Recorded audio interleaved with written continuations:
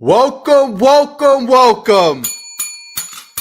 And the New York Mets once again answer the bell. When the backs are up against the wall, our New York Mets know how to come back. This team is never out of it. What another amazing game. I keep hearing myself say the same thing over and over and over today. I'm telling you, today was another doozy. We got a couple great places to start here. It's going to be another fun live stream. Whether you're watching this live on replay, please help out the channel. Hit the like button, and subscribe if you're not a subscriber. Today, phenomenal win. And I want to be considerate of Phillies fans because losses like that hurt. They really do hurt. From the very beginning, you see Kyle Schwarber step to the plate, Kodai Senga on the mound, and us Mets fans are watching, looking. How is Kodai Senga going to pitch? How many pitches he's going to throw, right? So literally, first pitch, Kodai Senga throws one of the nastiest pitches I've seen all year. He throws his signature fork, and Kyle Schwarber waves at it, just waves at it. But two pitches later, a fastball would come, third pitch of the game. Schwarber would deposit it in right field, and this was a bomb. All of a sudden, the Philadelphia crowd was loud already, but it went nuts.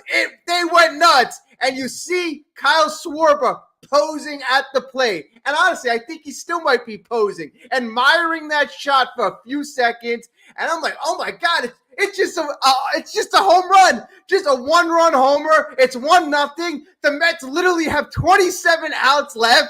But you know what? Let the guy have his moment. So Kyle Schwarber rounds the bases. Kodai Senga would wrap up the inning, and he would go a pretty strong, solid 2 innings, 31 pitches. But you know what? Great stuff. Great stuff seeing Kodai Senga. Now, next start, 60 pitchers maybe, 50, 60. But I like what I saw from Kodai. Fastball right down the middle. Kyle Schwarber, no big deal. Daniel, hello. Will, hello. Tommy, how's it going? Everybody, how is it going? And this seems to be a theme with these New York Mets. And you know what? Everybody's saying it. The unkillable New York Mets. If you let your foot off the pedal, if you do not end this game, the New York Mets always have a chance to come back. But, in this game, you have to give Mendoza credit. You got to give the pitchers credit. And at the end of the day, you have to give the lineup credit for executing battle. That's what I have in my notes. Every single inning, every single at-bat, this team was battling. And the first 7 innings, it was tough. You had Zach Wheeler. He was on his game. Pitching 98, 99 miles per hour with nasty movement. So what do you do? What do you do in a situation when you're going up against a pitcher who is virtually unhittable? What you do is you make him work, you run up the pitch count, and you knock him out as soon as possible. But in the meantime, the game you keep close. We kept it close. Peterson, great through 3 innings. Reed Garrett, good 2 innings. And, you get to the 8th inning, and that's when the magic happened. And in that 8th inning, if you notice, every single at-bat, every single batter was calm, cool, collective, and we were facing all-star bullpen. We were facing a supposed all-star bullpen, guys.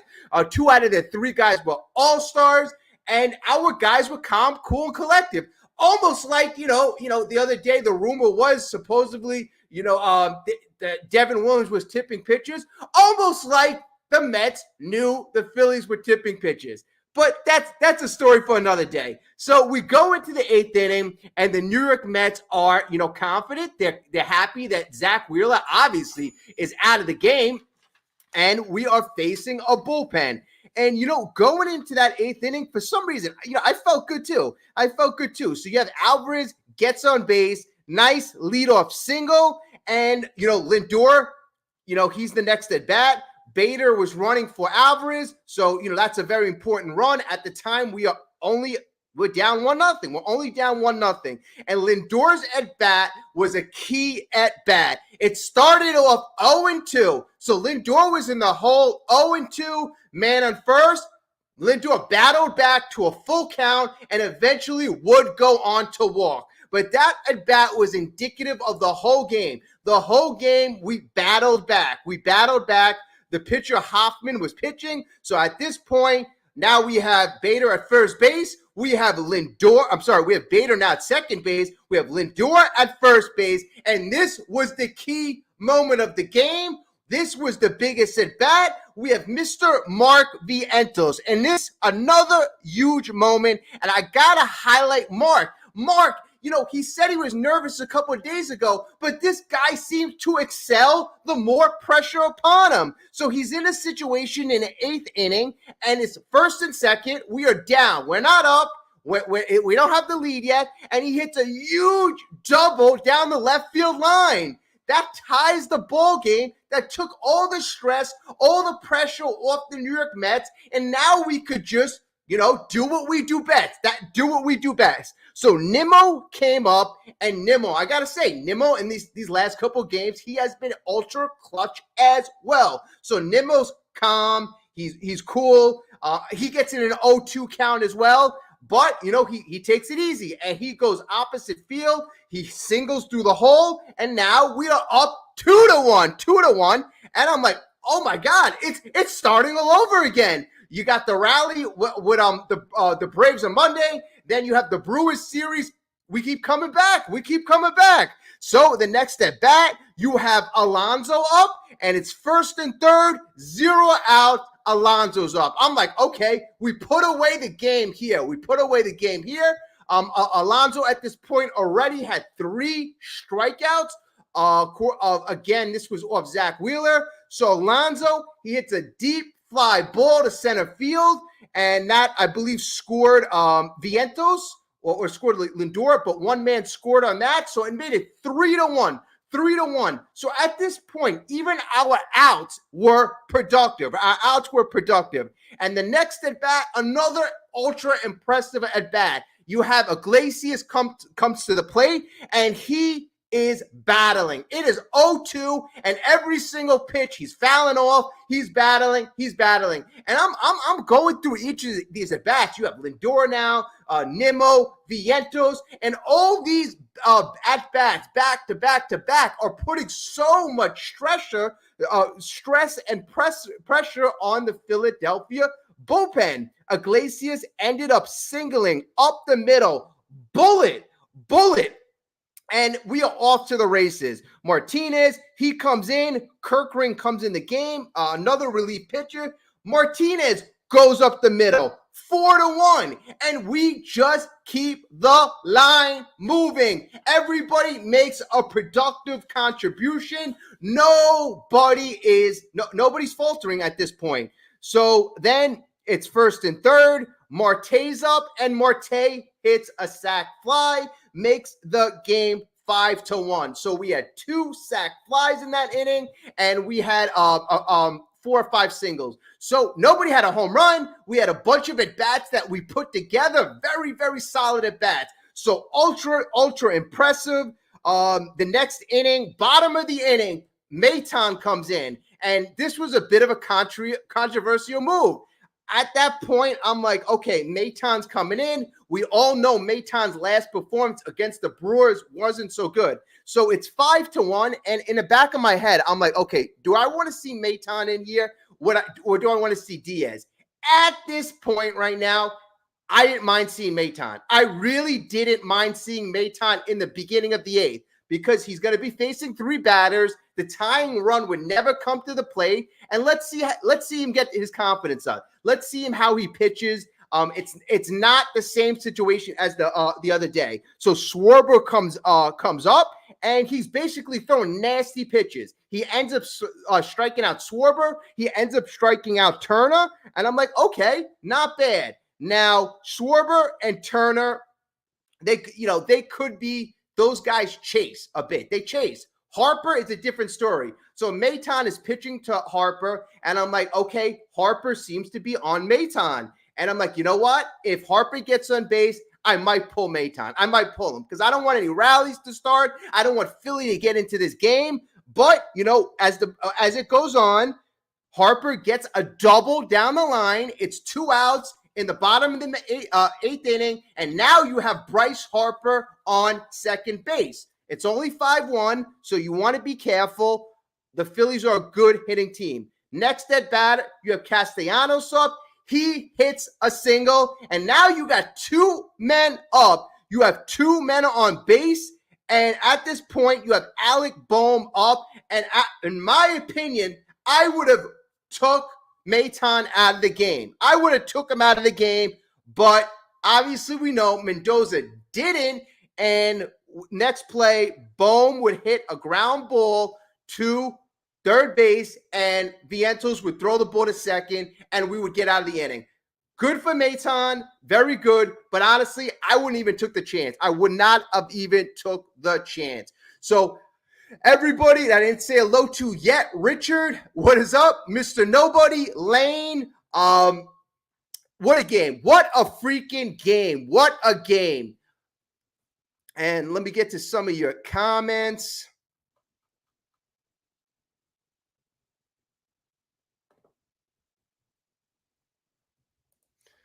Tommy, we need to find a way to beat an inexperienced Sanchez tomorrow. Then I will feel good. Well, Christopher Sanchez has pitched very well against our New York Mets. Very well. In the last couple of outings, he's been quite dominant. Quite dominant. I would say he's been the best pitcher against the New York Mets.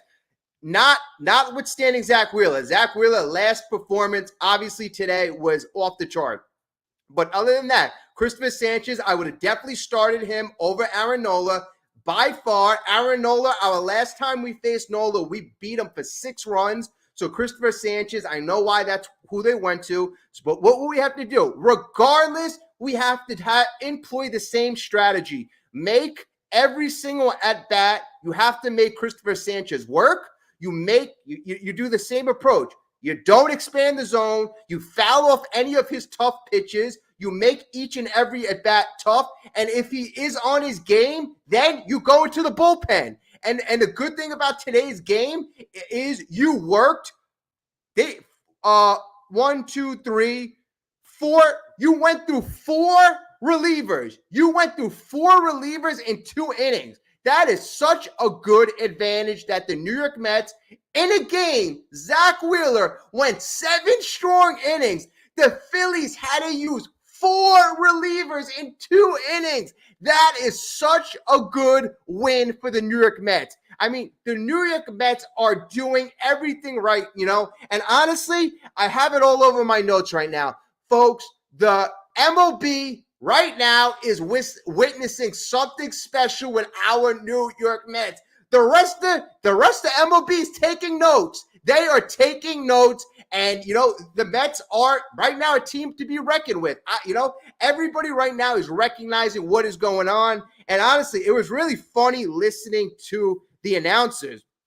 The announcers literally drool all over Zach Wheeler the whole game, and I'm like, who the hell are these announcers? And then then I'm like, oh, okay, AJ Przinsky's there and stuff like that. But it felt like they were freaking in love with the Phillies and Zach Wheeler. And then you hear how the Philadelphia Stadium is such a daunting place to play. It just made it seem like, wow, the Mets have to overcome so much. Yet the Mets are 4-3 against the Phillies in the last 7. Actually, scratch that. In the last 8, we are 5-3. So we have a winning record in the last 8 games. We're playing quite well against Philly. Quite well. And we are not afraid of Philly. None of us are afraid of Philly. And Kodai Senga, despite giving up that home run, I give him a lot of credit. I really give Senga a lot of credit. He ended up having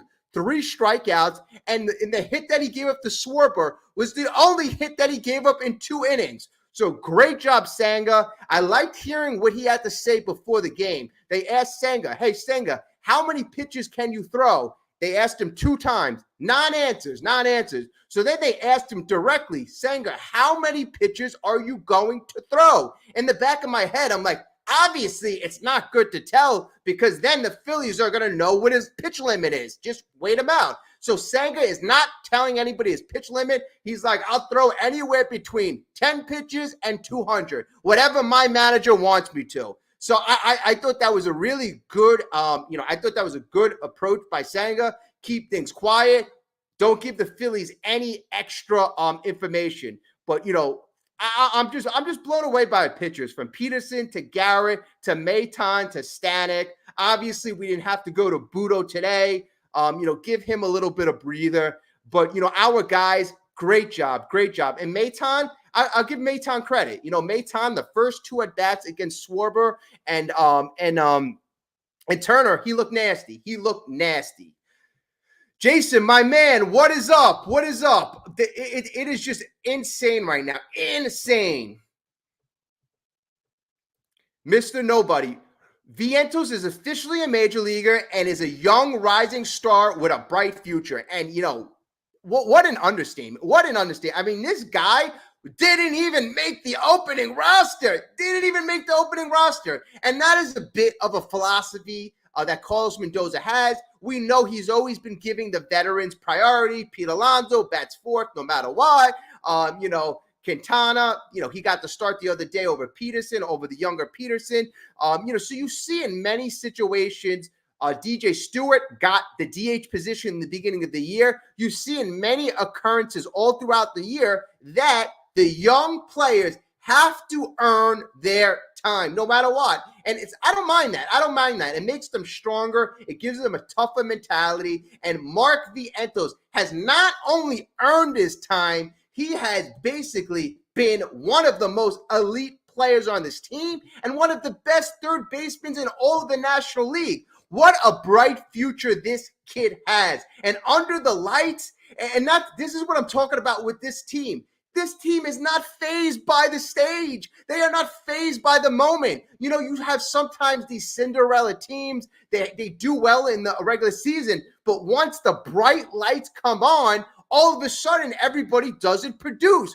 Now, when the lights get brighter and when the situation gets more stressful, our team gets better. The team gets better when the situation gets more stressful. That is the sign, and that is the DNA of a championship team. And maybe not utter championship team, but that is essentially the DNA of a very good team.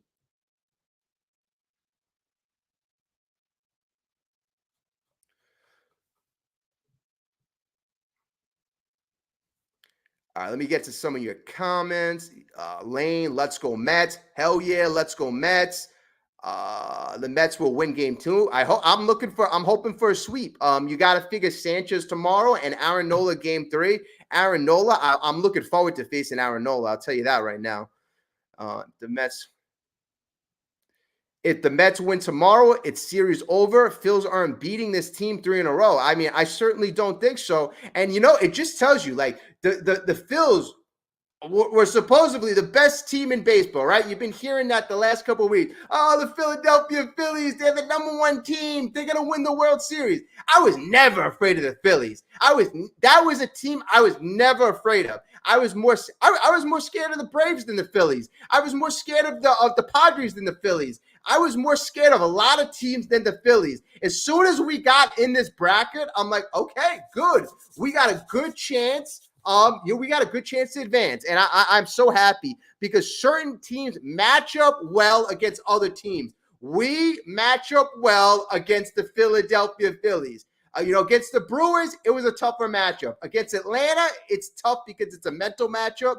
But, this is a really good matchup for us, folks. A really good matchup. Even guys like Zach Wheeler. Zach Wheeler just pitched the game of his life, and the team lost. He pitched the game of his life, and the team lost.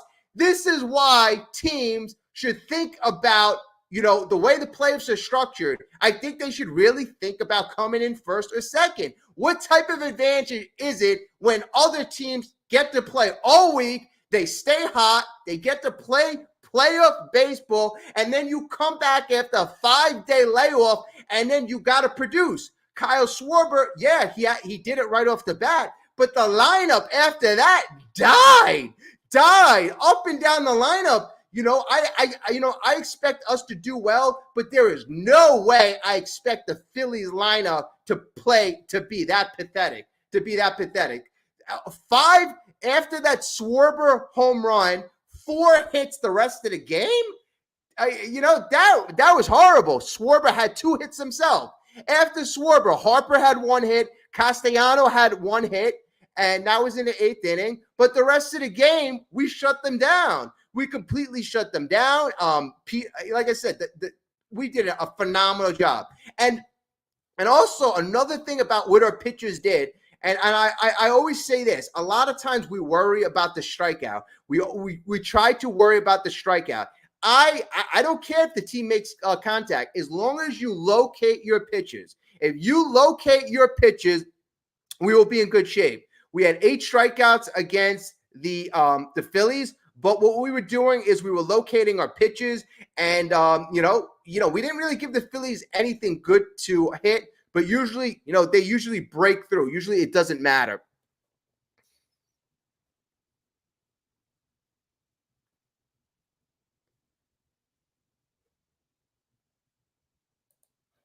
Richard, always nice to see you.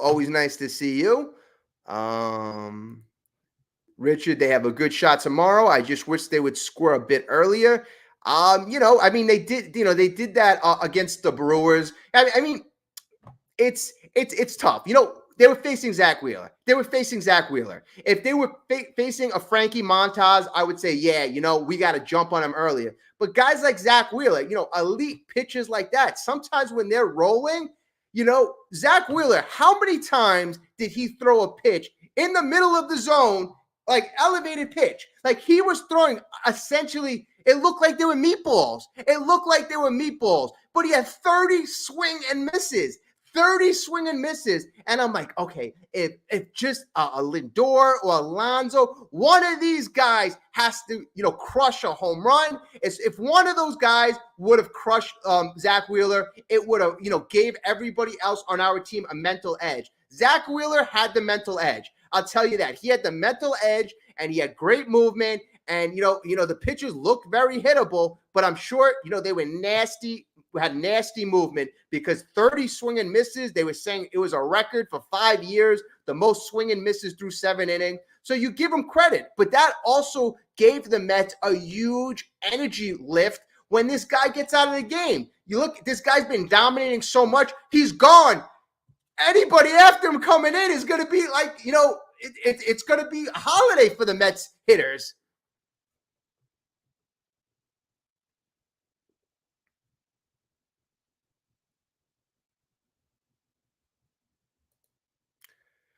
Lane, who goes for the Mets in Game 3 at Citi Field on Tuesday? I didn't do. If I had to just do this really quick, Quintana. It's either going to be Quintana or McGill, because Peterson pitched today, obviously. Oh no, I'm sorry. You have Minaya. Wait, let me see when they last pitched.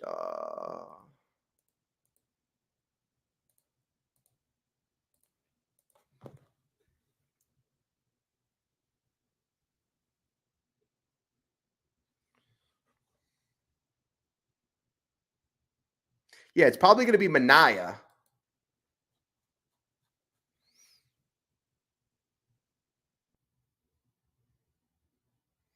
Yeah, it's got to be a Minaya. Like I was confused exactly who started when, because we had so many pitching maneuvers last week. But it's got to be Minaya. Yeah, it's got to be Minaya. So it's got to be Minaya, and then the next game you got to think it's going to be Quintana. We're probably going to follow the same rotation that we did last week.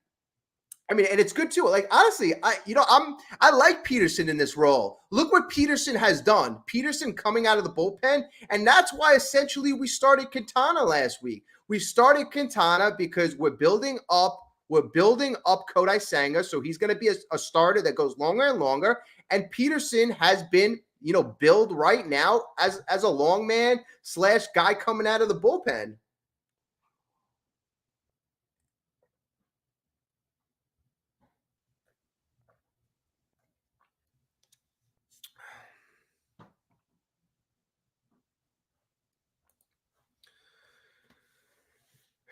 What's up, Big Bruno? No matter who they play, timely hitting, sacrifice flies with 2 outs, and who is pitching, Yankees, Dodgers, Padres, Royals, Guardians, Detroit, Mets can become an explosive team when they're clicking. Yeah, absolutely. I mean, that 8th inning, despite, the hits that they got, you got to really, you love when you get productive outs. Pete Alonso had a sac fly. Marte had a sac fly. Obviously, other, hitters, got hits, Nimmo, Vientos, but you want to make productive outs.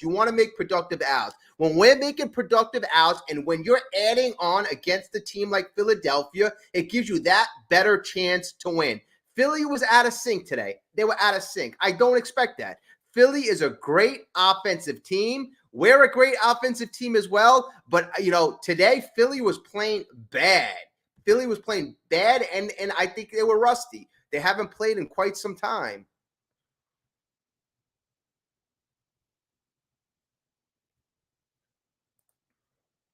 Richard, so Dylan Cease got crushed tonight. Yeah, I watched the beginning of that game against Yamamoto. You know what? Regardless of who, and Michael King, in my opinion, is the toughest pitcher on the Padres right now. But no matter which pitcher we're going against, I have confidence. If we have the proper strategy, the proper hitting approach, it doesn't matter. This team can beat any pitcher. The way we play baseball, the way we execute. And these days, you're not going to have a Dylan Cease going 9 innings. You're just not. So you have ample opportunity. Even if a guy is lights out, like a Zach Wheeler was today, there is going to be opportunity to get into the bullpen and beat multiple guys. Yeah, perfect, Mr. Nobody. Perfect. October is about pitching and timely hitting. Scoring 6 runs without an extra base hit is impressive. That's what the Astros used to do. Astros, when they made all these big postseason runs, as they mentioned on the broadcast, that was their calling card. And it's just so impressive that we don't need the home run. We're not relying on Mr. Pete. Pete had 3 strikeouts today. And yet it wasn't a liability. It didn't hamper our performance. Because we're able to string hits together and really you move the line. And that to me is more impressive than one guy popping a home run here and there. And I'm looking at the box score right now. Lindor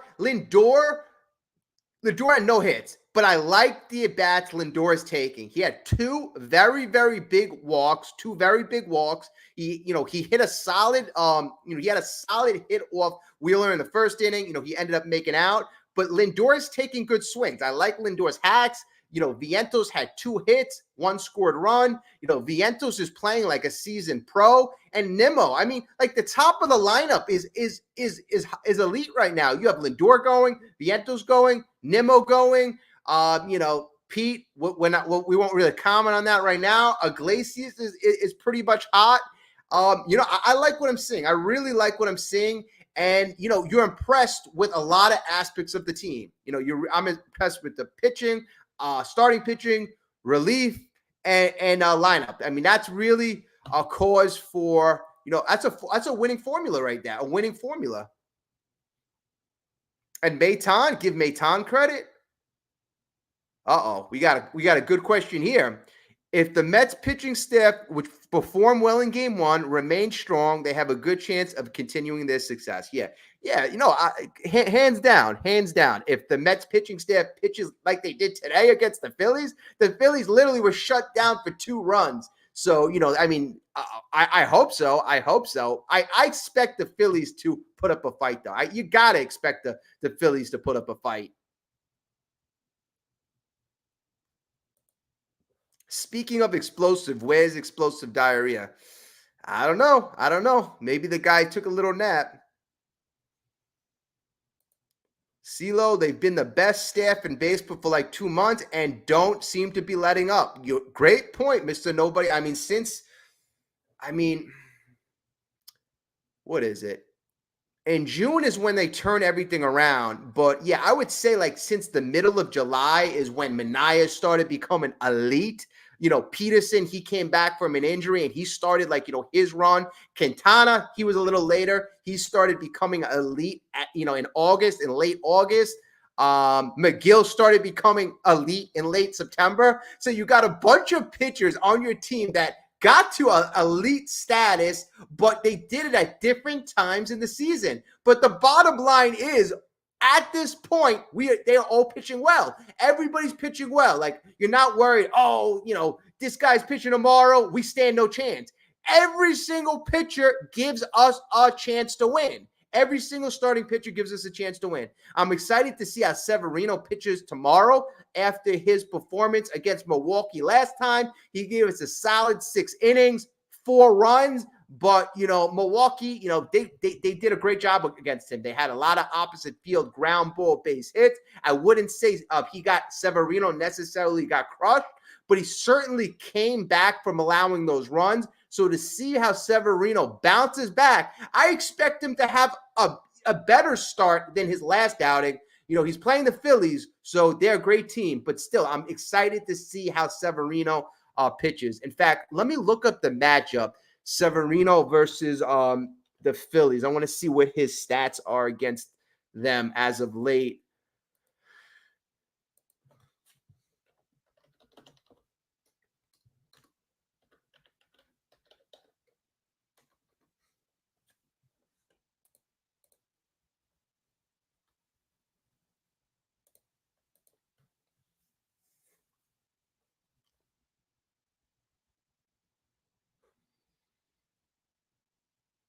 So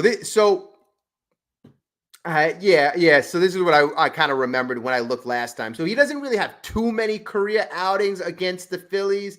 He's pitched in 2 games this year. 2 games this year, and he's at 12 innings pitched, 8 hits, 6 runs allowed. So 12 innings, 8 hits given up, 6 runs allowed. Not great, not great. Total ERA of 4.5. And then the only other start was when he was with the Yankees in 2018. He went 7 innings and no earned run, so he was dominant. But that was 6 years ago. So if we look at the stats in terms of who has success against Severino, Castellanos would be the guy with the most success. He has 21 ABs, 7 hits, and he batted 333. Besides Castellanos, a lot of guys really don't have that much history. Kyle Schwarber is 3 for 9, 333 batting average, and Bryce Harper is 2 for 5. Everybody else is either 200 or under. But, to be honest, Philadelphia doesn't have much experience against Luis Severino. So you know what? You take that. That's a good thing. That is a good thing. The Phillies haven't really seen Severino that much. Obviously, he's pitched for the Mets this year, but he's only pitched 12 innings against them. It's not like a Zach Wheeler versus the New York Mets. They've seen Zach Wheeler 15 times in the last couple of years. So, it should be a situation where Luis Severino could kind of see what is working for him and really kind of go from there.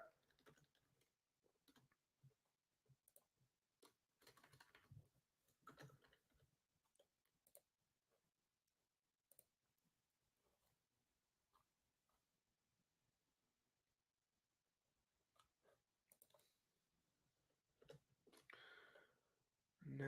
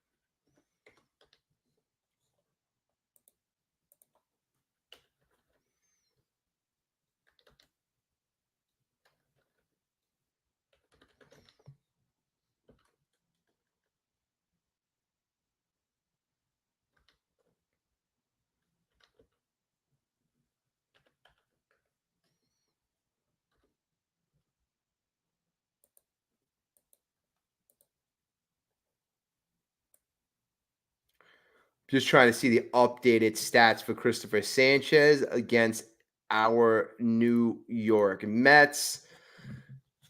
I know he's done really well against us. So this year, Christopher Sanchez he's pitched 3 games against us. So he's pitched a total of 17.2 innings in 3 games. He's allowed 6 earned runs. So that equates to about 2 earned runs a game. And he's allowed 16 hits. And that equates to a 3.06 ERA. So, he's done pretty well against us. In terms of our production against them, our most productive hitter, once again, I'm looking at this guy, Starling Marte. Starling Marte has a 364 batting average against Sanchez. He's 4 for 11. Francisco Lindor has a 333 batting average. He's 3 for 9 with Christopher Sanchez. Brandon Nimmo is 4 for 13. He's got a 308 batting average. And Pete Alonso has 1 home run, 2 RBIs. He is 4 for 18. And he's got a 222 batting average against Christopher Sanchez. Mark Vientos, I would say, is the most struggling. Mark Vientos by far has the worst numbers against Sanchez. Against Christopher Sanchez in 7 at-bats, Mark Vientos has 0 hits and 6 strikeouts. 6 strikeouts. So I wouldn't be surprised if this is one of those situations where Mendoza bumps Vientos down to possibly 6th. I know that would be kind of tough, but this is what they've been doing. This is going to be a good test, because in this year, those are the type of numbers that Mendoza would look at, and Mendoza would say, okay, Vientos has 6 strikeouts in 7 at-bats of Christopher Sanchez. I'm definitely moving Vientos down to 6. Now, does the fact that Vientos had multiple hits in today's game, will that kind of sway Mendoza from the track record, or will he go with the analytics? Will he go with the numbers? My guess, my estimation is Mendoza will go with the numbers. We're up 1 game, so we're already up in the series. So I think that he would kind of play it safe in that type of scenario. But that's going to be very interesting in that type of particular situation. Will, Maton is a robot.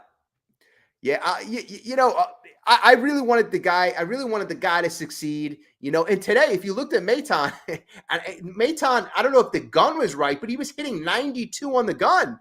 He was hitting 92. So I'm like, okay, the guy's feeling good. Usually this guy's hitting 87, 88, maybe 89, 90 on a great day, but he was consistently hitting 92 on the gun with his fastball. So I'm like, maybe he was angry last time, but thank God he got out of that inning. Thank God, because I'm telling you that right now, if Alec Bohm got a hit with runners on 2 men on, Mendoza would have got killed, because that was the 5th batter, and already Maton surrendered 2 hits. If there would have been a bomb at one point, Mendoza would have got killed. So I'm glad that didn't happen. But in my thing, I wouldn't even took a chance. I probably would have either put Diaz or Stanek in.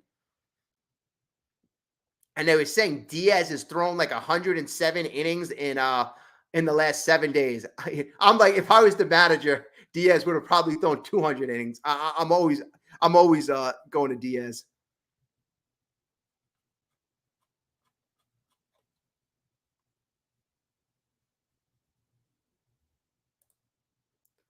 Yeah, tomorrow it's going to be Severino. On Tuesday we were speaking about Manaea pitching on Tuesday. If I mixed it up, I apologize. But yeah, Severino's pitching tomorrow, and then we're guessing Manaea. I don't know if it was announced yet. He's going to be pitching on Tuesday, and then after that, I would guess Quintana would be pitching Game 4.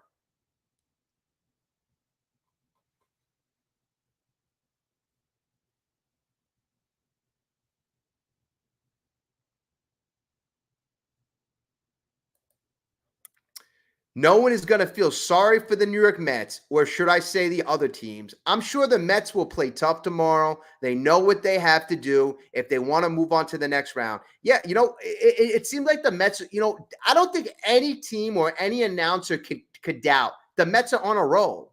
They are on a roll. They are feeling good about themselves. They are confident. They're a team right now that believes no matter what the situation, they are in it.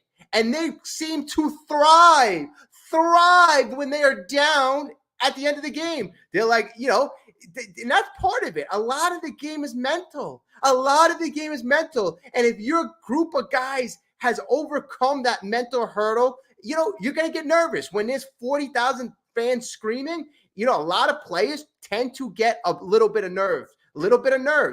Baseball is a game of failure, but the Mets have seemed to kind of turn that around. When the spotlight is toughest, they are really coming through. In fact, what they're doing is they're putting the nervousness on the pitcher. And that's what I've been saying. You make the pitcher work. If you have a long, lengthy lineup like the New York Mets, and they have hitters up and down the lineup, everybody from Alvarez batting ninth to Lindor batting first, every single damn player could apply pressure, could take pitches, could not expand the zone. Every player can go deep, but are we going deep? No, we are not trying to hit home runs. We are taking what the pitcher is giving to us. This is the most that I've seen our team. We keep going opposite field, up the middle. This is smart baseball. Our team right now is playing different. As good as we played the last month and a half, we are playing that much more sophisticated, that much smarter now. I could see if we came in May, early May, I guarantee you up and down this lineup, everybody would have been trying to jack homers. Today, we didn't do that. Today, we had one goal. Get Zach Wheeler the hell out of this game. Robbie, Philly fans are the worst. I mean, oh boy, they were loud. I'll tell you this. I'll give the Phillies fan one bit of credit. You guys were loud. Loud. But the thing is, I wouldn't be going so crazy when you guys are up one run. The announcers were basically acting like the game was over. It was 1-0 until the 8th inning. Like, if I had a 1-0 lead over a team like the Mets, who are that hot and who just came back from a game multiple times the week before, I wouldn't be celebrating. Like, the fans were celebrating like they won the game in the first inning. So, I don't know. I found that a little funny. But you got to remember, the Phillies have been around since 1883 and have 2 World Series. 2. I repeat, 2. We have 2, and we've been around almost 80 years less. So their fans are excited for anything. They'll hit a deep fly ball, and everybody goes, oh my God, you see how far Harper hit the ball? So, I mean, I don't know. I'm a little more reluctant to go crazy unless we do something very, very impactful.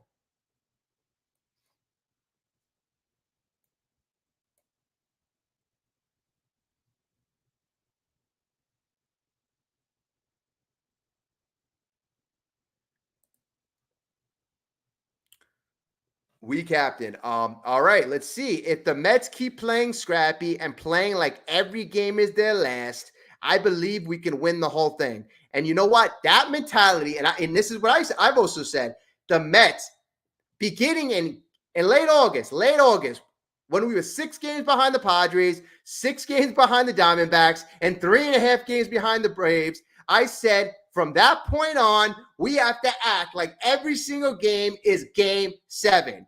From that point, we've adopted that mentality and we've applied it right now, going to, and that's why there were certain games where we lost, or, and I didn't really care last time we lost against the Phillies. I don't know if we all remember, we got blown out 11-2 against the Phillies. It was something like that a couple of weeks ago. But I knew that game, we kind of just gave it up. Ottavino came in the 4th. Sometimes you need a mental break. Yesterday, we had a day off because I knew we still were going to stay hot. We still played well on Thursday, but sometimes you need a mental break. But the Mets have found a way to somehow really not get tired and to stay hot. So you give this team so much damn credit, because this is not easy. It's really not easy what they're doing. And that's why I'm so confident. I'm so confident that this team is special.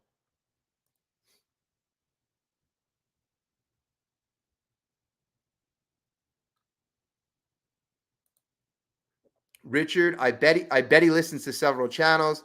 I'm not really sure what you're referring to. I apologize.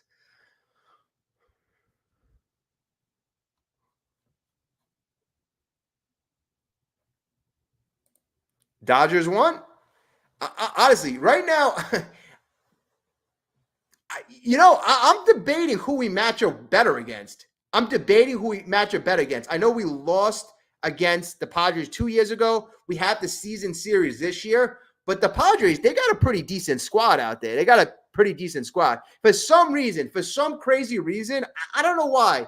I feel like I want LA. I feel like I want LA. I don't know who to root for, but I guess if LA ends up winning, I wouldn't mind playing them, to put it like that.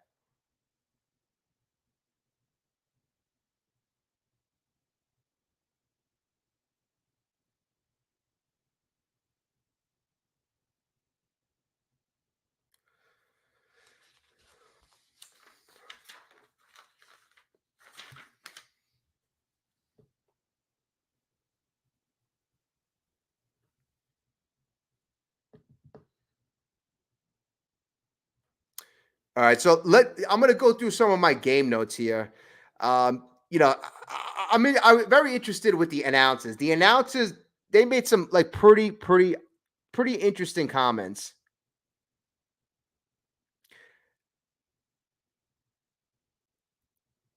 Now, right from the first inning, when Schwarber hit that home run, obviously we know the fans were going crazy. The fans were really going crazy. Um, And but the announcers, they were basically saying the Mets must be intimidated. The Mets must be intimidated. You have Schwarber come out. They said that he hit a 579-foot home run, which was basically an exaggeration.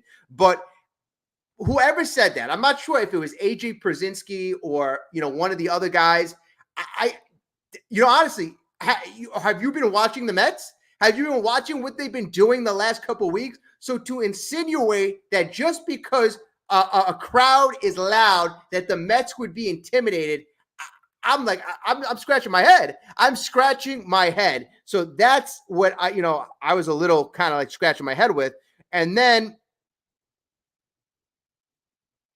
my first note here, Harper ended up walking in the first inning, and I'm not sure who else noticed this. There were a lot of strikes that Wheeler got. So Wheeler was getting 3, 4, 4 inches off the plate on each side. And a guy like that who is really like lights out, and if he gets extra help, it's going to make him that much more dominant. Like us, I didn't feel we got that. Senga in the first 2 innings, despite doing pretty well, I have it. I notated all the pitches that were outside the zone, outside the box that they have on TV. So let's put it like that. For example, Harper's ball 4 pitch, that was a strike. That was a strike, but they called it a ball. So, I'm not complaining. I'm just making note. I'm making note.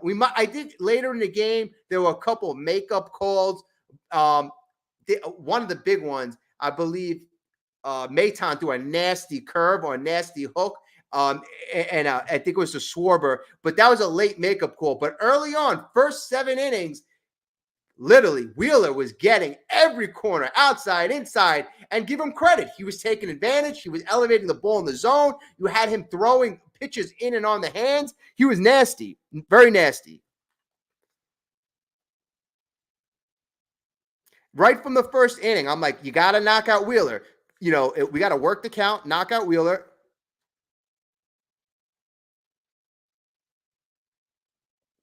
And one of the things that I thought was a little odd. So before the game, at Wheeler's press conference, they start talking about the New York Mets, right? And they go, how do you feel about facing this lineup? And Wheeler goes, you know what? They're a good team. They're a good team. And then they ask him, what about Pete Alonso? How do you feel about facing Pete Alonso? And then he goes, well, I know Pete, he said, I believe he said he's been struggling, but he insinuated that Pete has been struggling as of late. right? But he had that great hit the other day. He had that great hit, but I thought that I circled that. I'm like, you know what? I hope Pete goes out. I mean, basically, Wheeler is going out there with the mentality that Alonso is struggling mightily, and I know Alonso is struggling mightily, but I would have just loved it for Alonso, one of those high elevated pitches for Alonso to belt down the left field line, center field. You send a message to the guys that, hey, this guy's hittable, but it didn't happen. In fact, the announcer said in the second inning when Pete was really looking beat, like there was this one strike, I think it was the strike two pitch in the second inning that Pete looked kind of like pathetic on. So I think Przinsky goes, at this point right now, Pete has to cheat. He has to cheat, meaning that he has to swing earlier than he normally would just so he can catch up on the pitch. Now, I don't know if this announcer knows it. Pete's swing is not his problem. He's got great bat speed. I repeat, Pete has many problems, but bat speed is not one of them. Bat speed is not one of them. So, I wasn't sure what he was looking at. And apparently, it wasn't just Pete Alonso. Nobody was hitting him. Nobody up and down the lineup. So maybe the strike zone was expanded to a point, and you couple that with the dominating stuff of Wheeler, it was hard for anybody to pick up the pitches of Wheeler. So that's why I'm ultra impressed by the game strategy to get this guy the hell out of here. Give the guy the credit. He did great, but the Mets did even better.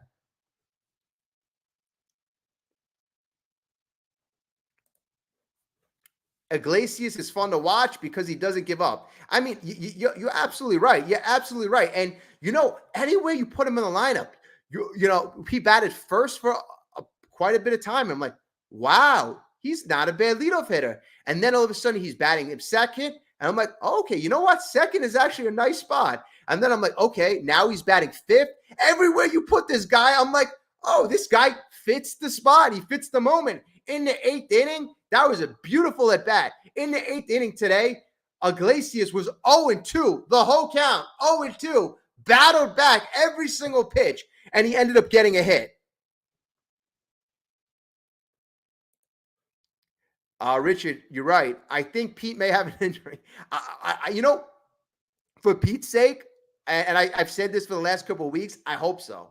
I hope so. Because it's, let's give him all the credit in the world. He saved the season the other day. He saved the season, right? So let me put that out there. He saved the season. I don't want to put him down. He saved the season. We would not be here without Pete Alonso. We would not be here. But that being said, besides that one home run, and he had that one home run, he hadn't homered in 49 at-bats. So now you add another 4 at-bats. So essentially in 55 at-bats, 54 at-bats, he has one home run. One home run. That is not Mr. Pete Alonso. Mr. Pete Alonso, I think at his very worst, was averaging, at his worst, not at his best, he was averaging a home run every 15 at-bats. That was at his worst. Now he has one home run in his last 54 at-bats. So, he is certainly not in a groove at this moment. Hopefully he gets in a groove.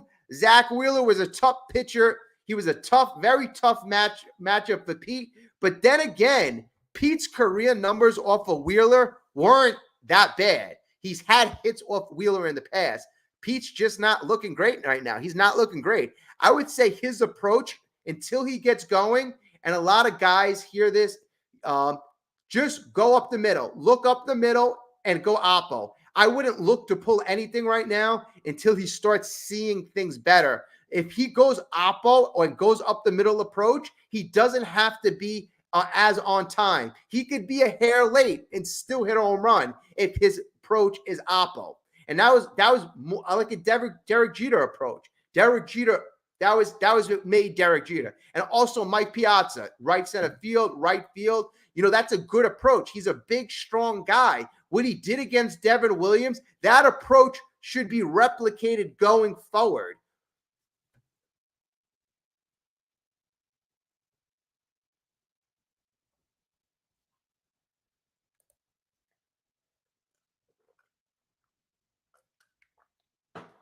Yes, Juan, absolutely.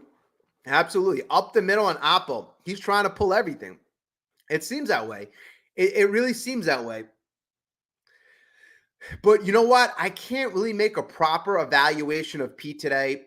Wheeler, he had 30 swing and misses against the rest of the team. Nobody was seeing him. I don't know what it was. I don't know if it was shadows. I've never been to that stadium. I've especially at 4 o'clock. I just know that nobody was hitting. Philly wasn't hitting. The Mets weren't hitting. Kyle Schwarber was the only guy who got a good part of the ball the first couple innings. So for some reason, nobody was hitting the ball. So if that's the condition, I can't. I have to look at Pete Alonso where he failed and what the conditions were. Based on the conditions, I got to see more of him. At least in the eighth inning, when he had a chance to make a productive out, when the team got going, he made a productive out. I've seen him so many times in that situation make a non-productive out, strike out, hit into a double play, make a productive out. That is a huge step up for Pete.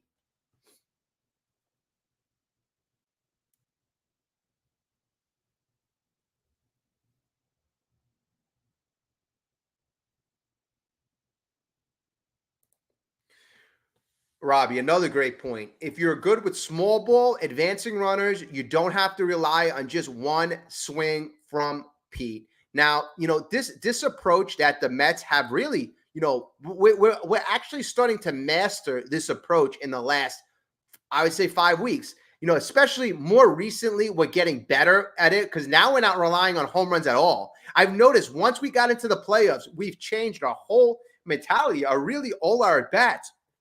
So that's pretty something. But it just shows you the talent of this team, the talent of the hitters, that we are able to adapt to different strategies. But the Mets, the whole time, they've been forward thinking. The whole time. And I'll give you this example. And I was thinking about this before the game. Kodai Senga, right? Kodai Senga, I bet you he could have pitched before this. He could have. Maybe he could have thrown 1 inning, 2 innings.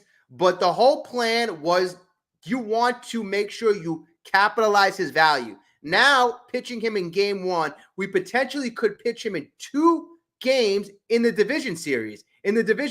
Right? He pitched 31 pitches. Next time he pitches around 50 pitches. Maybe he throws you 4 very, very big, very important innings. And he's got that net. See, the thing about him is he's got one of the most unhittable pitches in baseball, right? So he doesn't really need a lot of time because he's got a nasty pitch, one of the nastiest pitches. So he can always go back on that. Schwarber hits the fastball, and then he starts pumping out the ghost fork. And he had some nasty swings on the ghost fork. So that's what I really like to see. And then his slider looked like it was pretty decent movement. But that one fastball to Schwarber, he didn't locate. Having Senga back is immensely important. Senga was pumped in the dugout. And this guy's been on the bench fighting, clawing to get back. This is what this guy wanted so damn bad. And he kept saying to everybody, all the reporters, they asked him, when are you going to be back? When are you going to be back? And he goes, I want to be ready because the starting pitchers are doing great. I want to make sure I'm going to be great. And that's why I knew that if Senga was coming back for this Phillies series, he would be ready. He would be ready. And he looked ready. That one pitch, notwithstanding, that was fine. But as a whole, in totality, he was nasty. He was absolutely nasty. And then also, too, this guy is not, he's also a guy who's not afraid of the big moment. He's pitched in 2 big games this year, once against the Phillies and once against the Braves. So that's another thing with Senga. And if whoever saw the pregame press conference with Senga, I loved all his answers. I loved every single one of his answers. This guy, he has fire in his belly. He was ready to go. In fact, I really liked his press conference much more. He sounded much more confident than even Zach Wheeler. I mean, not taking anything away from Wheeler. I just like that this guy has been gone for so long, but he has so much damn confidence in himself and his ability. That is something special.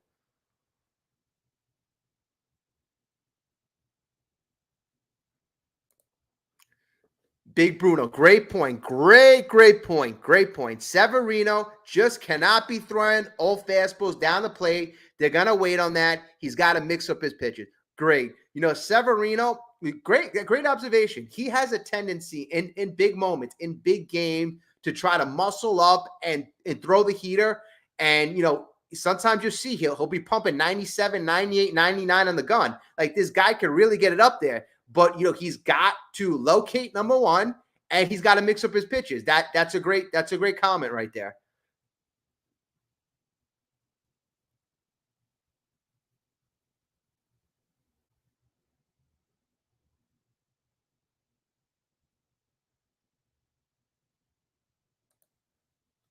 I fully expect Sevy to have a good start tomorrow. 6 innings, 3 or less runs.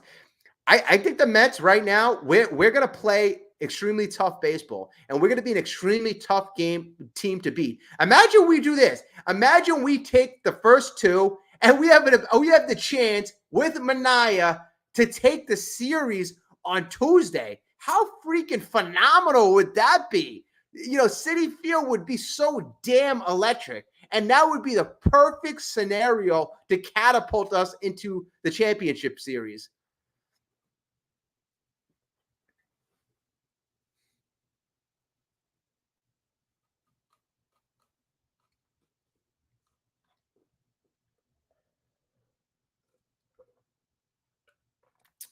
The funny thing is, and I guess I haven't watched the division series in a while. Before I looked into it, I was like, the division series, it's 7 games, right? And then I'm looking, it's a best of 5. I mean, we haven't been in the division series for quite some time now. But, it's so important on a 5-game series, that being said, to win game 1. This is huge. Obviously, we can go 2-2 in our next 4 and still win the series.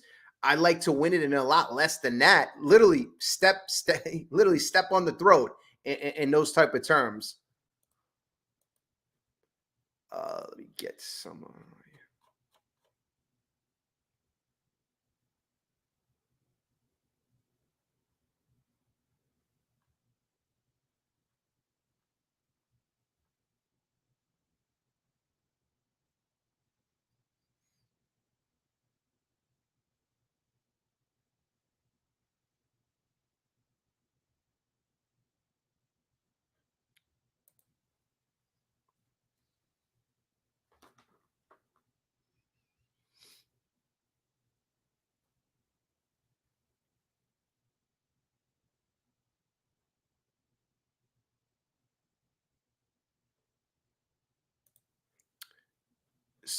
Yeah, she just asked me a very good question.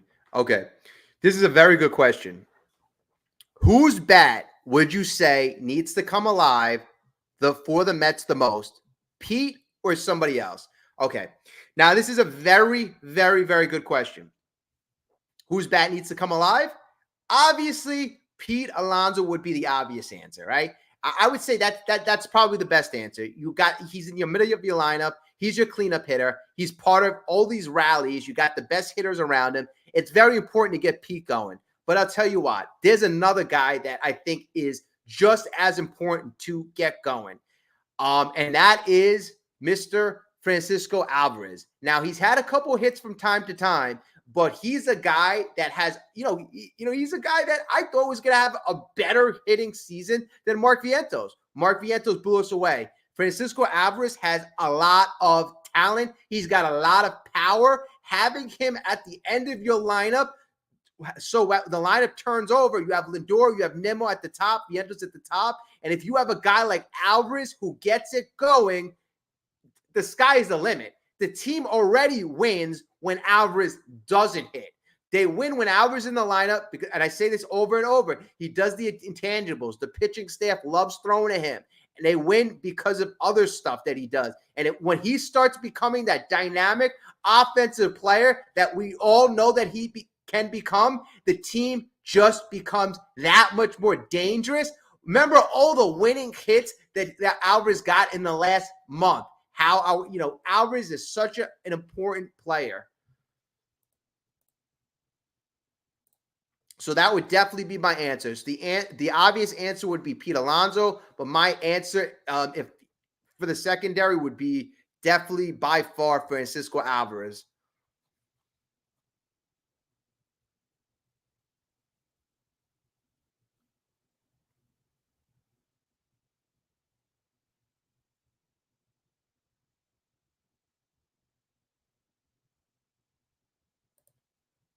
See, Martinez is a good answer too, but I'll tell you why I didn't go with Martinez.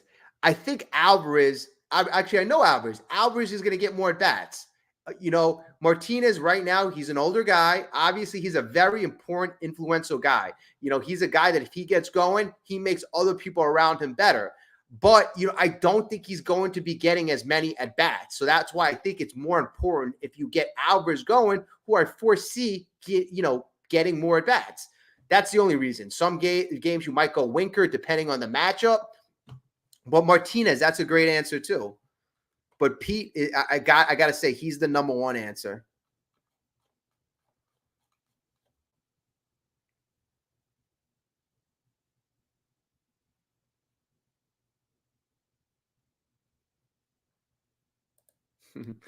Robbie, Mets make the game boring. People fall asleep. Then, yeah, honestly, no, you're right. Honestly, I was laying down too, and I was kind of like, oh my god, Zach Wheeler's just mowing him down.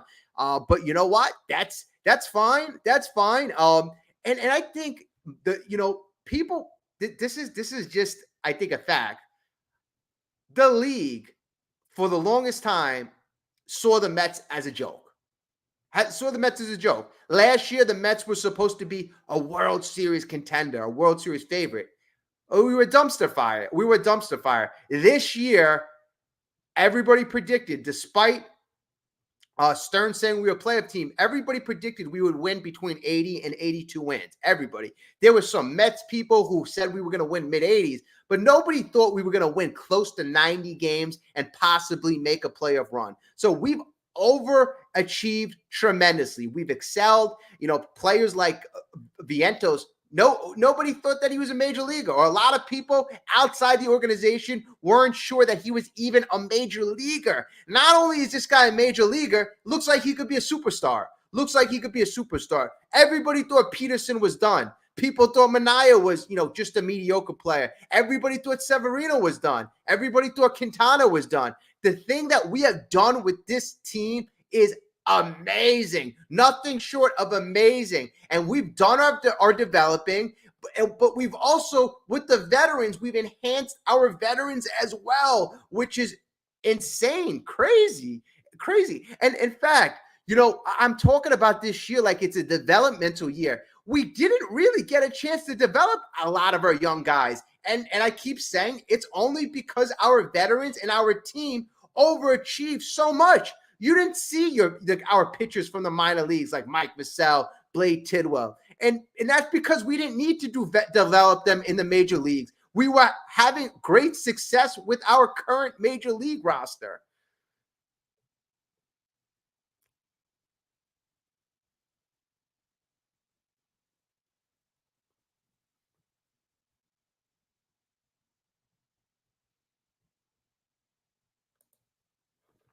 Mr. Nobody writes, Alvarez isn't a bad answer because he's so explosive. I just think it's a lot to depend on a 22-year-old catcher who's also dealing with the staff. That being said, why not both? Yeah, why not both? Good answer. Why not both? And the thing is, I know he can do it. I know he can do it. I know he has the ability offensively to lift this team and to elevate his game. I know. Jackson Churio, we just played him. He was 20. That kid was phenomenal. So, Alvarez is a very talented kid. We're so lucky to have him. Mark Vientos, another talented kid. We got some great talent on the young, for the youngsters right now. Acuna, we're not even going to Acuna. Everybody in the last 2 weeks, Acuna, or before the playoffs started, at least Acuna was our best hitter. And, he's not even basically a factor. And that's how good. That's a credit to everybody else.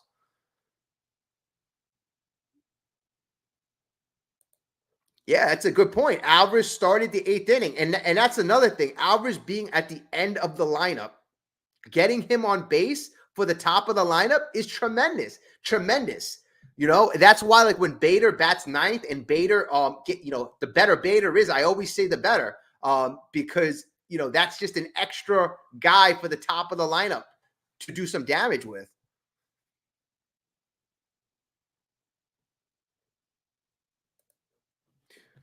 Hey, John, it's hopefully looking like Mets versus Dodgers.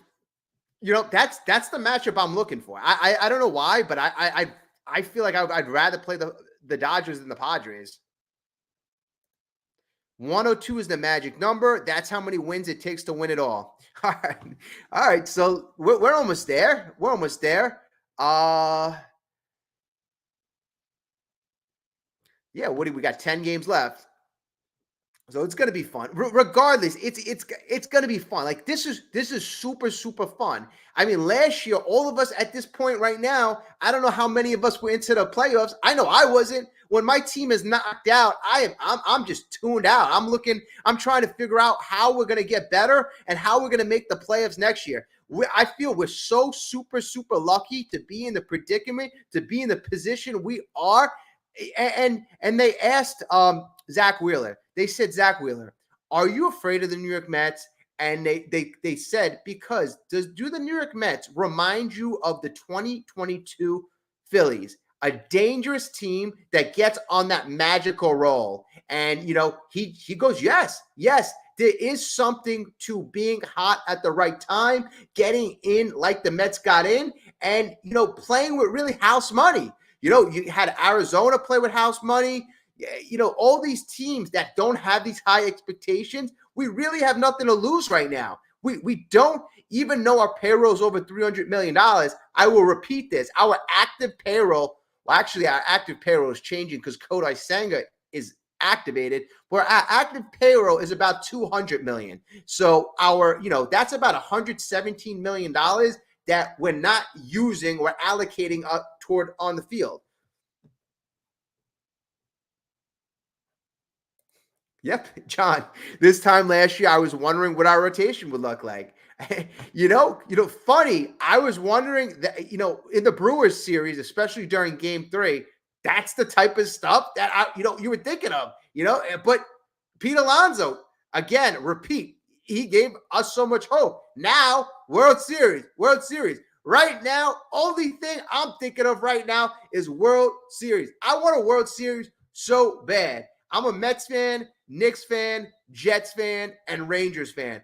I haven't seen a championship in such a long time. I want a championship. So I'm really hoping my Mets, I'm Mets. Baseball is my first sport. Then it's football. Then it's basketball. Then it's hockey. So hopefully the Mets were in the playoffs right now. Obviously, hopefully we can continue this magical run.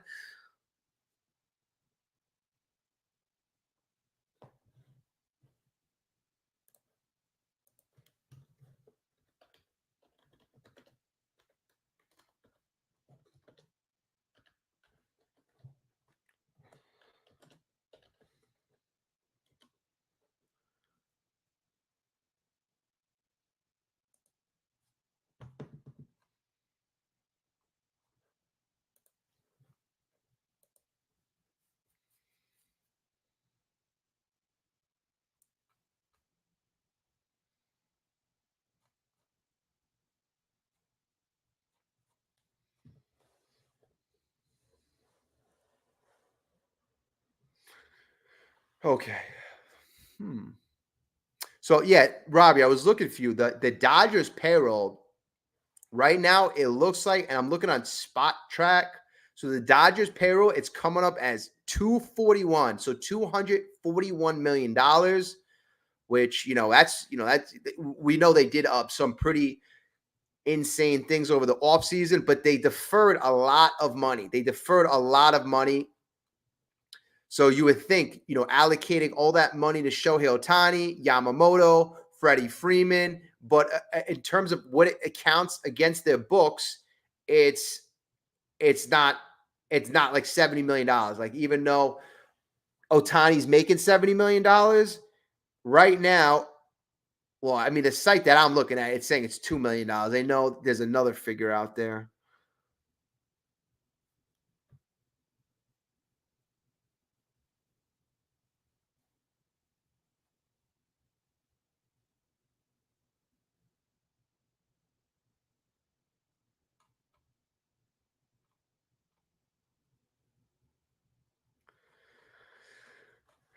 Yeah, no, I'm not sure.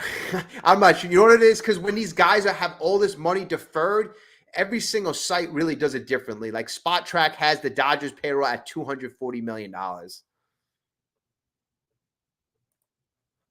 Knicks are doing good. They got the center and made a few moves after. Yeah, I mean, like getting Karl Anthony Towns. That was I honestly that was a good move. I'm sad to see DiVincenzo go, but I got to see how it works out this year.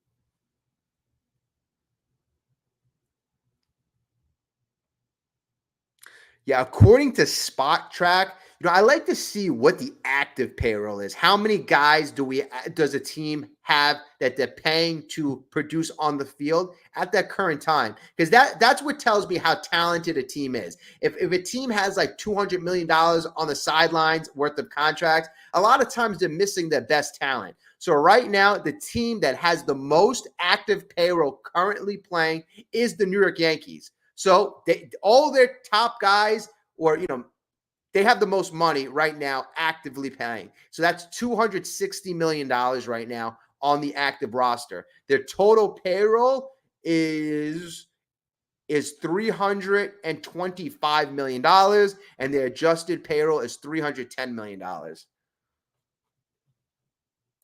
So let me look at hours.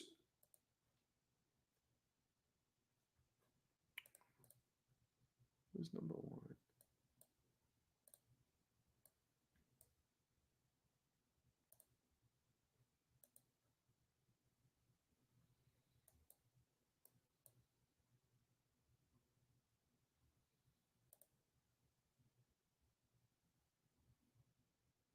Oh, okay, I get it right now. All right, so the adjusted payroll for the Dodgers was 241, but that counted all the deferred salary. The total cap allocations for the Dodgers is $355 million. So they have the most money outstanding. But because they deferred a lot of money, obviously $68 million from Ohtani and other contracts, but their total cap allocations is $355 million. They are number one with money spent. Number two, who's number two? I think we're number two. Yeah, we're number two. We're 352 total allocations, and I think that includes the penalties because our adjusted payroll is $317 million. And then the Yankees, they would be number three. The Yankees would be number three. Their total cap allocations is $324 million, and their adjusted payroll is $310 million. I mean, regardless, like you have the Yankees, you have the Mets, and you have the Dodgers that started off at a payroll of over $300 million. Yes, there's a lot of deferred salary, and there's a lot of players that you're not paying because they're off the team, like Justin Verlander, Scherzer. So, I mean, this is probably more of an offseason contract, a conversation.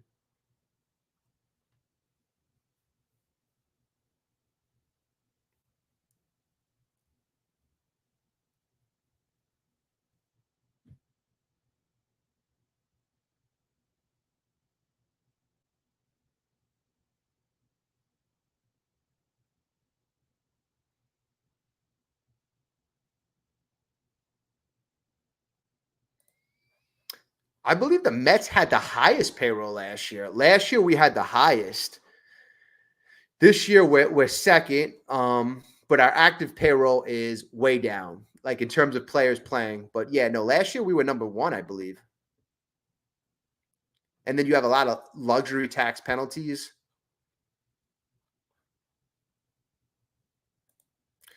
All right, let's see.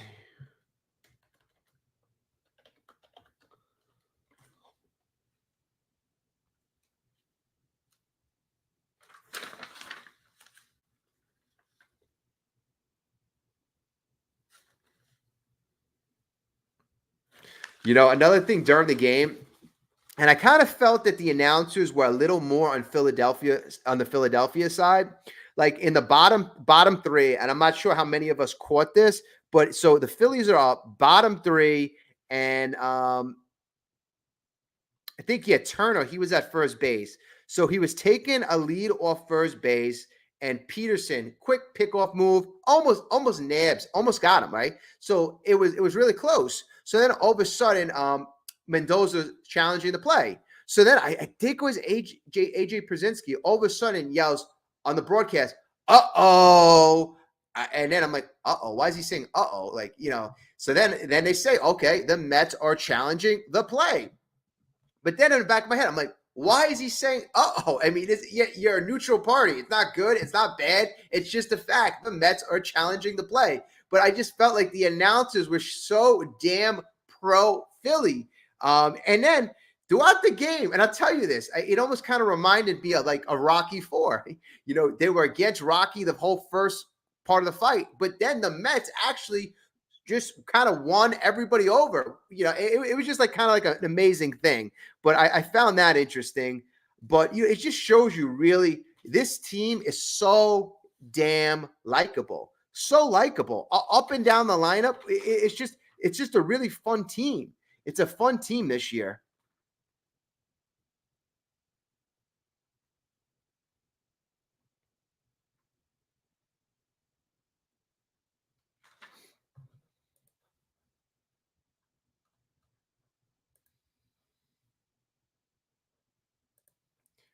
What?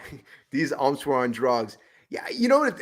I should do this one time. I should count like all the ones that are off the zone and like tally that up, because every single game it just feels like it's lopsided.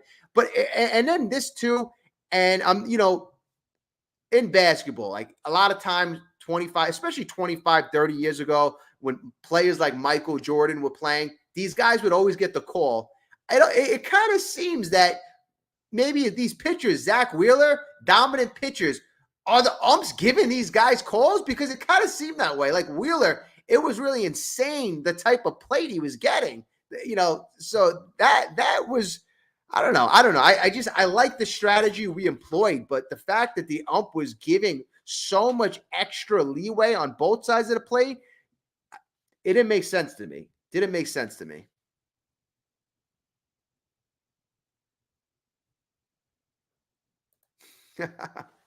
John, guys, I don't watch the game because I think I'm bad luck. Can someone tell me how long Senga pitched? So he pitched 2 innings. He threw 31 pitches. 2 innings, 31 pitches, and he threw 18 strikes. So it was 18 strikes, 13 balls, and he went 2 innings. He also allowed 1 hit, one earned run, and 3 strikeouts. But yeah, honestly, I used to be like that. I remember in 2006 when we made our magical run, I couldn't even watch when what's it called, Carlos Beltran struck out. I didn't even watch that at bat, but I used to feel the same exact way.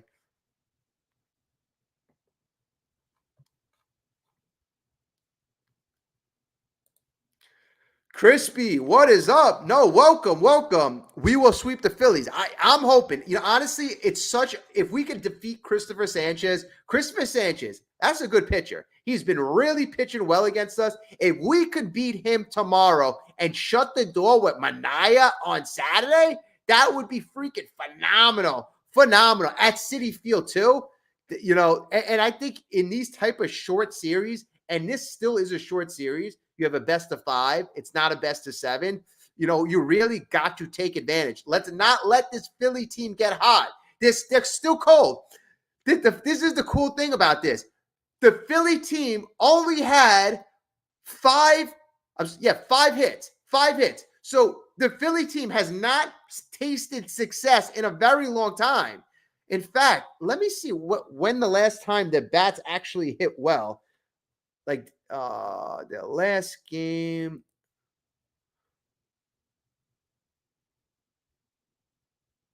All right, so their last game was on Sunday, September 29th. So 6 days ago, they scored 6 runs. 6 runs, and in that game,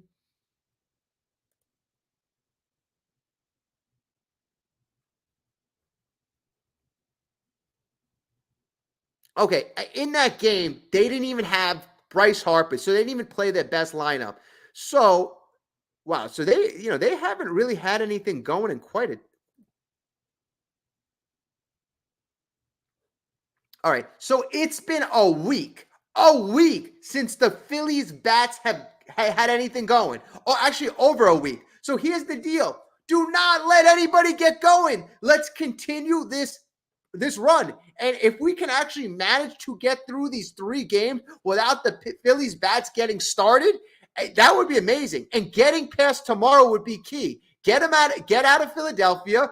Get back to Citi Field. It's a lot, it's a lot better of a pitcher's park. If we can do that, we'd be in great shape. So tomorrow is such a key game in my opinion.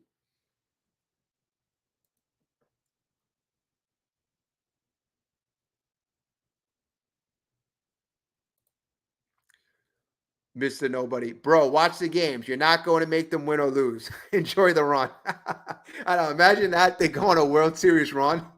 Yeah, yeah. I mean, I would definitely like check out the games. If all of a sudden, the Phillies puts up a big spot or puts up a crooked number, shut it right off. But it just seems like the Mets are finding ways to win.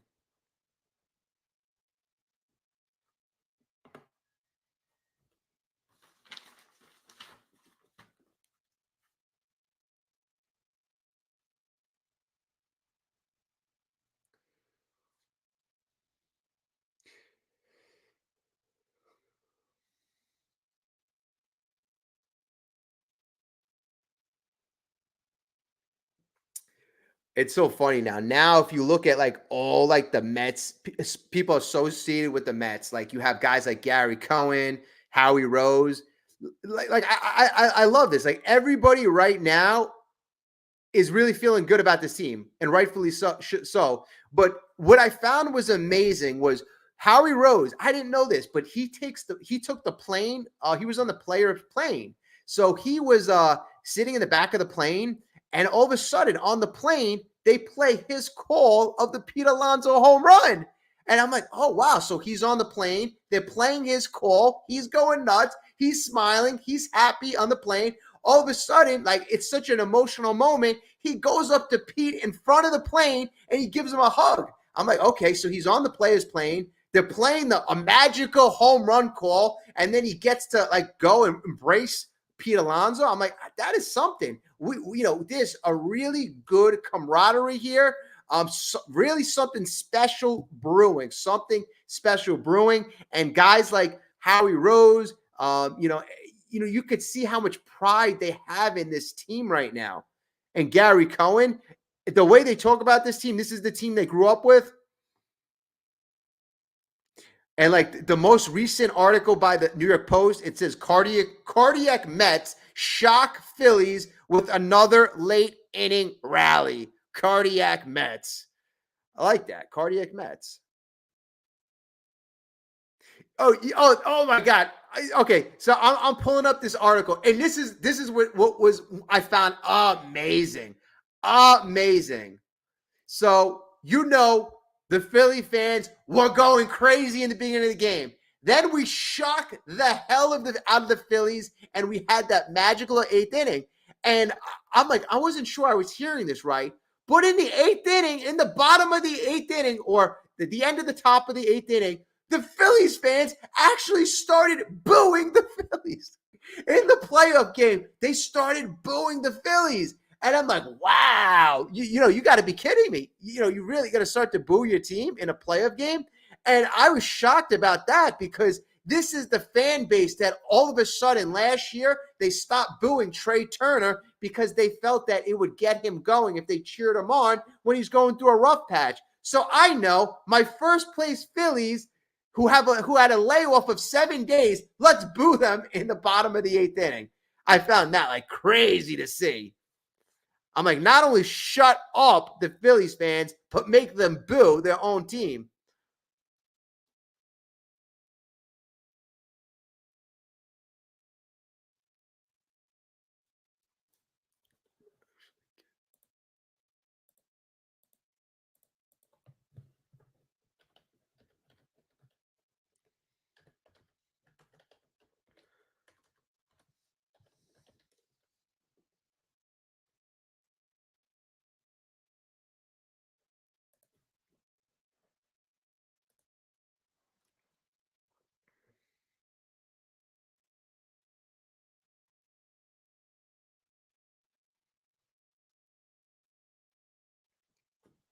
Yeah, and then also doing it off of Jeff Hoffman, Matt Strahm, two of the Phillies' best relievers were charged for all the runs. So they asked Carlos Mendoza about, Wheeler today. So Carlos Mendoza goes, Wheeler was pretty much unhittable today, and that's who he is. The fact that we were able to get to the bullpen, it was really good to see.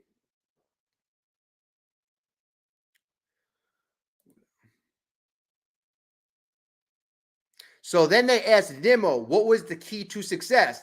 And Nimmo goes, it helped us to be able to think small. Like we didn't have to hit home runs. We don't have to do anything like that. We just have to keep wearing on Wheeler. And that's what I've said. Like in games past, we've had some bad outings against certain pitchers like, Swellenbach, certain pitchers, Irving on the Nationals, certain pitchers just got to us. But like Nimmo said, just wear the pitcher. If you wear the pitcher, you wear them down, you are in good shape. You don't have to hit home runs. I love hearing that from my number 3 hitter. And I said in the beginning of the year, move Nimmo down to 3. I didn't realize he was going to be this successful, but I love the mentality. I love the mentality.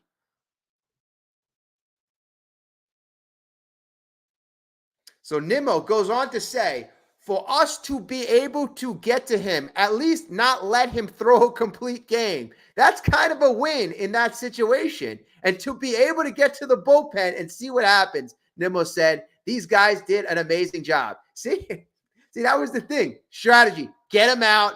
And if they didn't do the job, if they didn't wear him down, he could have thrown a complete game.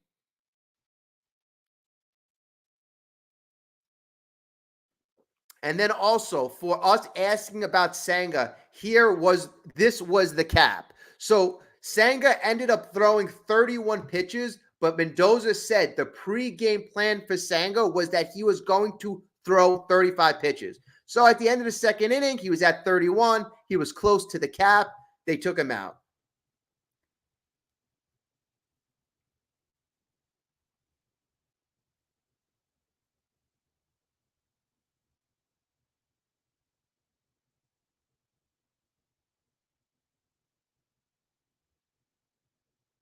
Okay. Oh, this is actually what I was looking for. This is exactly what I was looking for, folks. Okay, so we know that Wheeler got 30 swing and misses, right?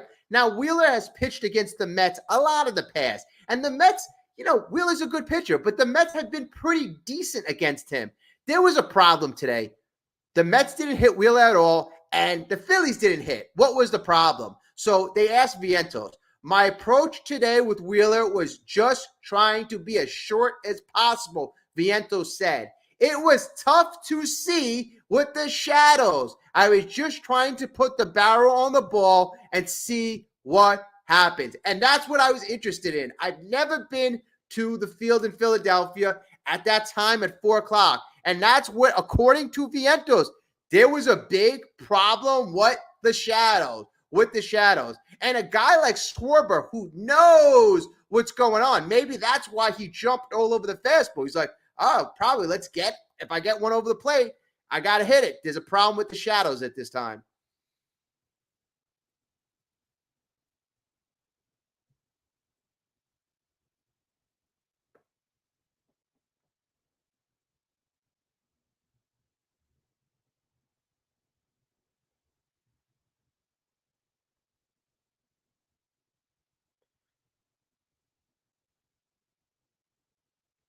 And then also Vientos, another quote by him. He goes, I feel like one of the things we've talked about is just finishing the game all the way to the 9th inning. And the game is never over until the 9th. We have been kind of running with that mentality. And that's been a problem with a lot of teams. A lot of teams play well, end of the game, do not play well. They either blow it or don't have that type of mentality. You have to be able to close in these games. Just like basketball, you have to have a fourth quarter mentality. And then they asked Mendoza about the atmosphere. And then Mendoza said, one game, but pretty cool atmosphere there. It was loud, packed house. and then the crowd is into every pitch. But we were able to control our emotions. It was a good start. And that's what it's all about, being in control. And you know, a mental aspect is it's all about mental aspects about baseball. These guys are all professionals. Each and every player is talented, but it's about who can have the best approach, and the mental aspect is huge.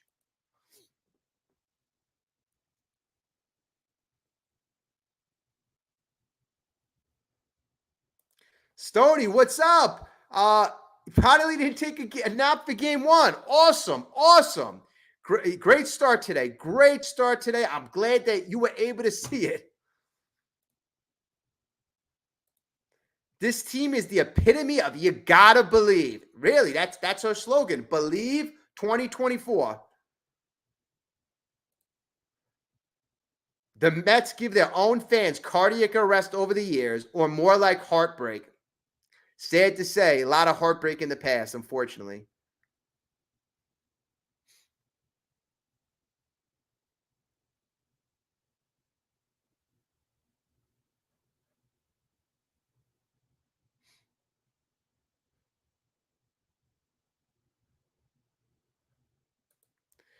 Get rid of the grimace seat and make three for oh my god.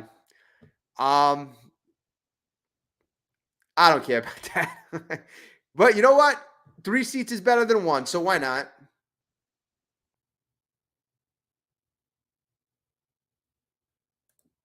How much would in Vegas right now if I bet on the Mets to win the World Series? And at the beginning of the year, you would have got like it would have been crazy odds, crazy odds. Now, obviously, there's only 8 teams left. You know, it would be way different. I'm pretty sure the odds are still stacked against the Mets. You probably have the Dodgers or the Yankees with better odds.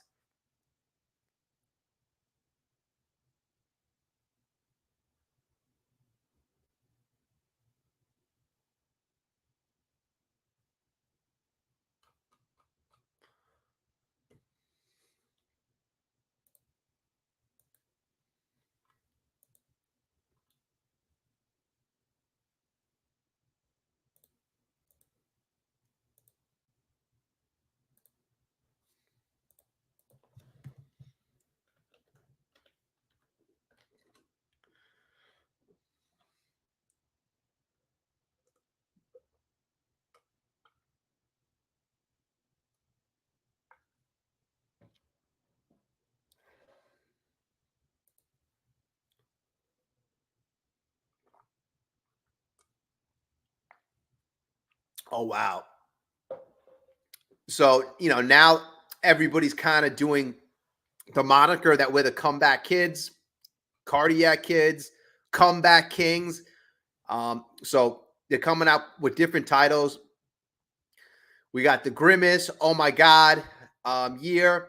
So JD Martinez, 14-year veteran, he goes, "This is the craziest team I've ever been on just because of the personality." I mean, I think Martinez, you know, I know we were talking about hottest hitters, but you know, Martinez is such an important piece. Like even when he's not producing, this guy's just he's a good teammate. He's just a good teammate. Then they asked him, they go, "Are mojo and momentum real things?" And then Martinez goes, "I mean, I think so."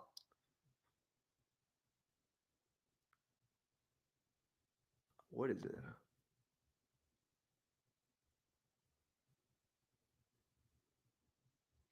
And then I guess he was making a joke. He goes, "Homework assignment for Mets fans to be completed in NLDS Game 3, a banner that announces mojo and momentum appearing nightly."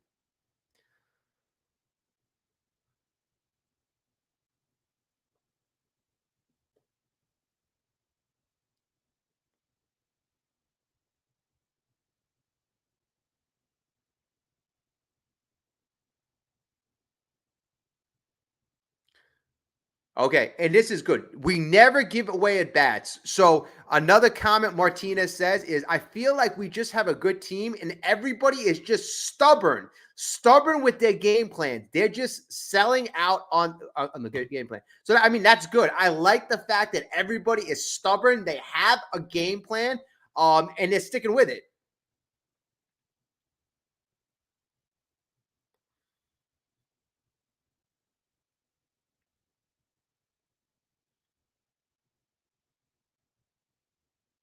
So now they're talking about the come from behind. Monday, we were down 7-6 against Atlanta last week. All down 7-6 to Atlanta in the ninth. One. Tuesday, down 4-3 to Milwaukee in the fifth. One. Thursday, we were down 2-0 to Milwaukee in the ninth. One. Saturday, we were down 1-0 to Philadelphia today, obviously, in the eighth. One. In this last 5 days, we were down 4 times, all playoff games, all crucial, and 1-1-1-1. We continue to battle. We always fight back. I guess that's why we're being called the comeback kids. And in fact, it was the 44th comeback win for the Mets this season. And according to the stats, that was more than any other team this season. So this is what I talk about when it means it's in our DNA. And then also they put this stat on the Fox broadcast. They have jumped teams with more 4+ run rallies than any other team. So not only that, we're never out of it. We can, we could score runs in a heartbeat. 4 runs, 5 runs. We've done it more than anybody else. So that's what gives these guys confidence. It doesn't matter how much we're down. We love to come back. In fact, it looks like we thrive on coming back. I mean, I'd like to get out on top, copper Christopher Sanchez tomorrow early on, jump out to a lead. But even if we don't, at least we know that we're very proficient in coming back.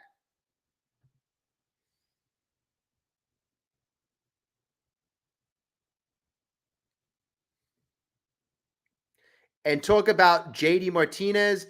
Nimmo goes, I mean, I think just being around people like JD and Lindor, and when you do that and you watch people prepare for their at-bats and then have success, everyone else gravitates toward what they do. And this is what I've always said.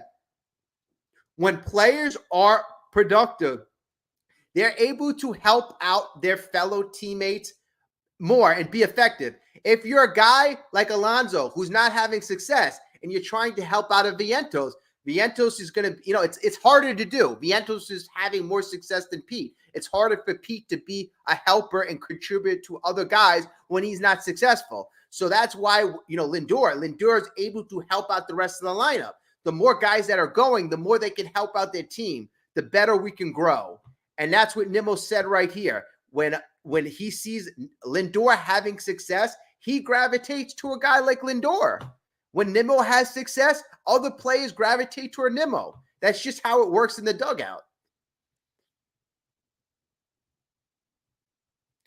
Oh, and this is funny. So the Mets have been on the road for 2 weeks, 3,500 miles, 2 champagne celebrations, and 1 hurricane. And this is the thing I kept saying about what our team reminds me of. I keep saying the Texas Rangers. And in fact, this one gentleman, he says this. They have coalesced into a taut, unbreakable unit the way the Texas Rangers did on a 2-week trip that began at the end of the regular season and carried into 2 rounds of the playoffs, which ultimately led to winning the World Series by going undefeated on the road to October. All it takes, getting hot and coming together at the right time.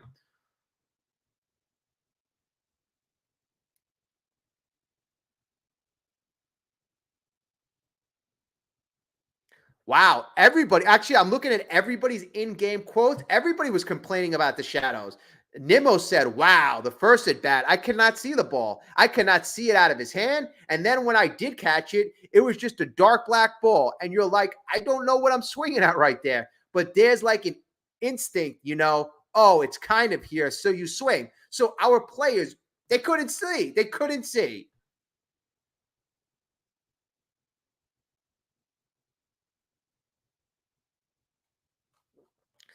Wow. Wow, wow, wow, wow, wow. Great stuff. Great stuff today. Great stuff.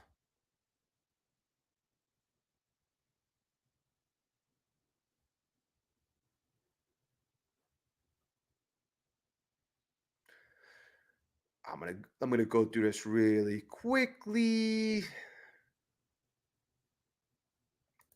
Okay, so I'm going to go through everybody's comments really quickly. We're going to be wrapping up in a little bit. If you didn't get a chance, if you could if you're not a subscriber, subscribe now. We like to have a lot of fun, but if you could please hit the like button, appreciate it a lot. Okay, I wish the Mets were the late game instead of the 4 or 5 game time. You know, you know. That being said, what happened today with the Shadows, that is the number one reason why I kind of agree with you.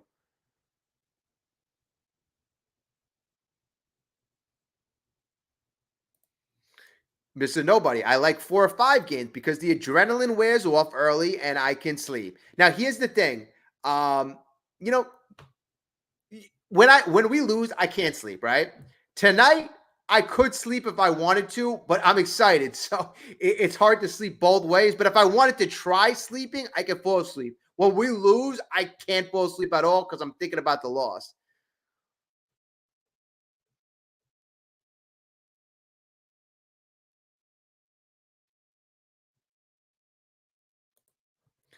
Stony, coming with the stats. How about Mets are 28 and 18 in one-run deficits for the season? That's unbelievable. It's just really like this team's a special team. Like they are a good under pressure, under stress team. Under pressure, under stress. That's when most teams fail. But they're just showing you how much better they are. And I keep repeating that. It is in their DNA.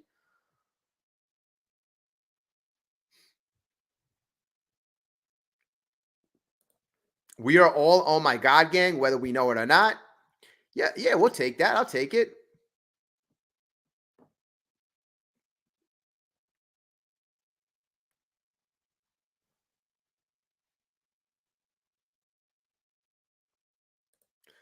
Why do you think the booth is biased for Philly? Is there a specific legit reason? Um, I think everybody's reasons are going to be a bit different. It's just in the way they really kind of call the games. Zach Wheeler. I mean, honestly, like the way Zach Wheeler was amazing. Zach Wheeler was amazing, but it just felt like it felt like I was listening to a Philly broadcast. The Mets, all of a sudden, they said the Mets are in a very raucous atmosphere and that they don't know if the Mets could play in this atmosphere. Why can't the Mets play in a raucous atmosphere? They just won in a raucous atmosphere in Milwaukee 2 nights ago. They won in a raucous atmosphere in Atlanta a couple of days ago. They've been playing in these type of atmospheres for a very long time. To set that expectation that the Mets are going to be intimidating just leads me to believe, you think the other team has the advantage, which I don't think they do. And it also tells me that you really haven't been following the Mets.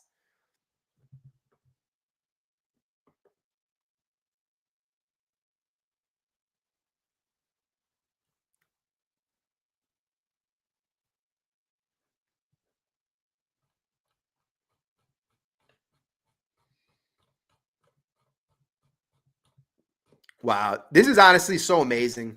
It's 1:20 in the AM right now, and we're coming off a Mets win. We're 1 game up in the division series, and what are we? What are we talking right now? We're 10 games away from a potential World Series. 10 games from a World Series. And, honestly, you got to be in it to win it, be hot at the right time. We got Severino going tomorrow, Mania going on potentially Tuesday, coming back to Citi Field. This is going to be crazy. This is going to be special. I'm super excited. I'm super amped up. I'm happy I love doing this with each and every one of you. But tonight I'm going to call it quits pretty soon. I gotta go to work in the morning, but we're going to do another live stream tomorrow night. So on the way out, if you guys could do me a huge favor, hit the like button. You're not a subscriber, subscribe. I thank everybody so much. Let's continue this magical run. Remember, believe 2024. Believe 2024. Thank you, everybody. I usually say everybody's name, but I'm going to miss a lot of people tonight. But, everybody, I appreciate each and everybody. Have a great night. Let's go Mets. Let's keep this momentum going. And actually, I might put out a video in the morning. So stay tuned. And like I said, subscribe. Have a great night, everybody.